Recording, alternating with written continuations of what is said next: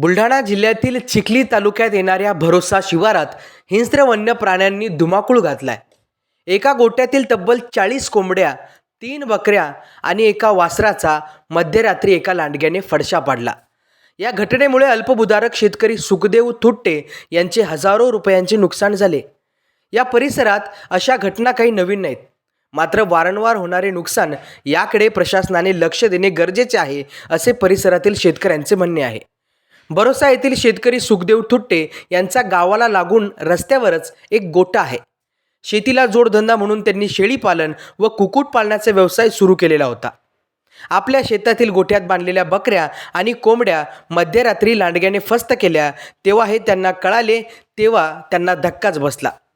त्यांनी तातडीने पशुवैद्यकीय अधिकारी डॉक्टर विश्वास वानखेडे, वनरक्षक गजानन पोटे, वनपाल प्रदीप मुंडे आणि भरोसा भाग 1चे तलाठी मगर यांना फोन करून माहिती दिली. तातडीने पंचनामा करून नुकसान भरपाई द्यावी अशी आर्त मागणी त्यांनी केली आहे. डिजिटल महाभूमीसाठी अंकुश थुट्टे, चिखली. मी सुखदेव त्र्यंबक थुट्टे, गट नंबर 333.